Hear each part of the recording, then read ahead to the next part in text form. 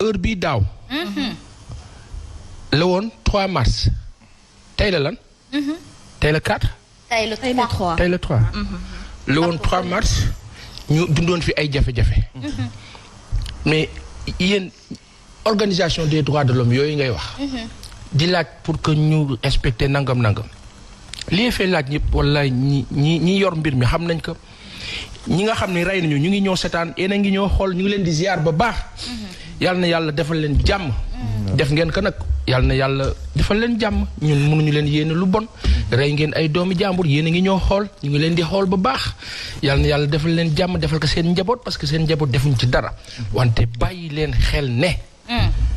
lor ngeen ay jaboot. teg ko ci lan juste rek benn vœu pieux d'une organisation dite d'État qui voulait quelque chose même quand on nous dira que oui justice dafa war a dox waaw parce que mais sa waay benn bakkan ñi nga xam ne ñoo doon tiire xam nañ seen bopp am na ci koo xam ni Maodo Ndiaye xale bu ndaw boobu ñu faat fii ci Parcelles Assainies gis nañu vidéo bi ab agent de police bu dul policier en tout cas li mu sol yëre policier la te ñoo taxawoon mu génn visé kilifa boobu bu dee mu ngi ñuy seetaan xam na li ñoo wax. est-ce que kon dañoo war a génnoon dénoncer seen bopp ndaxte ñoom dañuy bokk ci ñi prêter serment pour servir le Sénégal te bu fekkee ni ci yu mel noonu est-ce que seen liggéey seen mbubb boobu permettre na leen li ni mel en cas de force majeure je ne vois pas une violence qui décréterait cette force majeure là Baye Assane Seck ba tax ñu tirer sur ce jeune là des Parcelles Assainies ñi nga xam ni ñàkk nañ seen bakkan ñu ci bëri ci wàllu ay manifestation jote ak police ak yooyu bare nañu duñu xaaj duñu jeex après on n'a jamais dit police bi dañ leen sanctionner parce que dañoo exceptionnellement à des exceptions près on l'a pas vu léegi après Sénégal nag mooy doxee noonu Afrique dafa am loo xam ne ci histoire boo ci delloo Madame Touré nii nga xam ne noonu la sunu organisation service de sécurité yi di fonctionner dañ ko jëlee ci colon bi nga xam ne moom daf ñu jàppee woon ay jaam di ñu maltraité léegi ñun sunu formation sunu kilifa yi ni ñu leen di former ci sens boobu la jëmee mooy kii ennemi la alors que du ennemi yéen a bokk ndeysaan boo demee sax yéen a ay bokk ngeen te doo ko xam nga dóor ko bal parce que da ngeen ne way yéen a ngi ci manifestation am na des moments yoo xam ne on a vu fenn foo xam ne dañuy am impression que police bi dafay dawul ñooñu police boobu wala agent boobu wala ki jiite moment boobu circonstance boobu kooku yàlla baaxee conscience la mu daal di ne non du ma jëfandikoo sama arme parce que xajuma ci ñii mu préféré def recul ñu ne policier yaa ngi dawuñu de dañuy moytu pour bañ gaañ am na nag koo xam ne moom du moytu. mais justement Baye Sana balaa policier di moytu dañoo gisoon la presse def ci liggéey bu am solo. di artu ni ñoom ci askan gi la ñu bokk te li seen wareef mooy aar askan gi.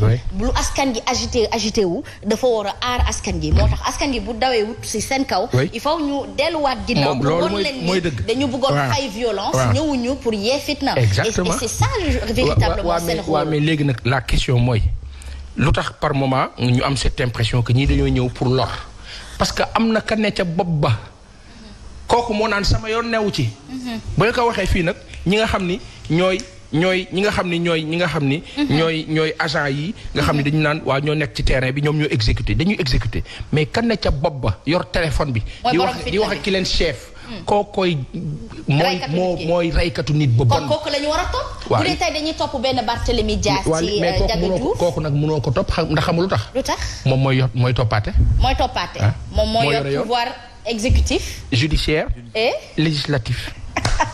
Aïcha kooku si junju moo di président Macky Sall. Pas forcément président Macky Sall mais en tout cas le pouvoir ñi koy exercer de -0 à plus l'infini léegi ne sauf nag fa muy déparé ci moom la après di wàcc mais chaîne bi mu jaar yëpp moom moo ko jiite mais dama ne kay yore ministère de l'intérieur par exemple ci moment boobu kooku il est fautif.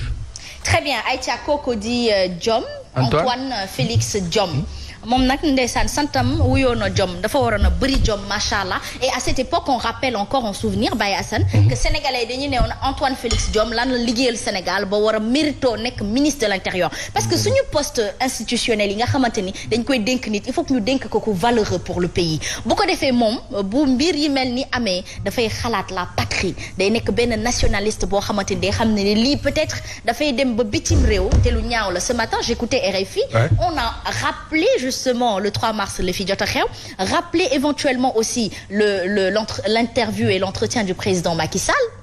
moom defoon na interview ci bitim réew naan mbirum yoon la nañ ko bàyyi ci loxo bi yoon waaye bi mu ko bëggee ëpp loxo moom moo gën wax ak askan gi quelque part ñu fàttali aussi que RFI jottaliwaat na li nga xamante ni moom moo di le procès de Barthélémy Diaz donc quelque part à l'international on est un peu regardé guetté Baye Assane Seck. Guetté par qui? Par une chaîne qui s'appelle Radio France Internationale. Mais qui s'occupe que de l'Afrique. Et qui s'occupe que de nous et que les Français n'écoutent même pas. Mais justement. C'est une réalité incroyable. Les Français n'écoutent même pas. Dama lay wax benn affaire bu compliqué wul. Toutes ces chaînes-là qui nous def nii ay France 24 ki ñi ko moom ña fa dëkk xooluñu ko. seetaanuñu dégg nga wax bi et ça veut dire quoi léegi ñoom lan mooy seen liggéey lan mooy seen mission comme ay missionnaires lañu xam ñoom li ñoo dox. seen ay intérêt fii intérêt yooyu nag bu jaree par exemple madame Touré mu ngi ci télé bi di wax waaw ñoom seen émission bi suba teel dañ ñuy tudd tout le temps fi mu nekk nii ñu ngi ñoo xool waa ambassade France ñu ngi leen nuyu bu baax ña baax lañu. ay nit yu baax lañu. parce que am nañ fa ay wóllëre am nañ fa ay nit yu baax. vraiment nos amis ñu ngi leen di nuyu. mais au delà dafa am loo xam ni c'est dans le sens dirigisme du terme dirigisme. mooy maanaam ñi nga xam ni seen façon de faire ñooñu du waa France ñooñu benn élite la. élite boobu dafa am nu muy fonctionner léegi tey boo ko tuddee est-ce que xam ngeen ne am na ay kilifa yu nekk Sénégal yoo xam ne dañu naan bu leen tudd ñooñu. parce que benn ci ñàkk gëm yàlla ñaar ci ragal ñett ci lan ci ban sens ah non attention dañuy def ay affaire ak ñoom benn dëgg moo am. Très bien. benn dee moo am. Très bien. benn dund moo am. Très bien. benn nekk moo am. benn nekkin moo am. madame Touré ma def 3 points de suspension.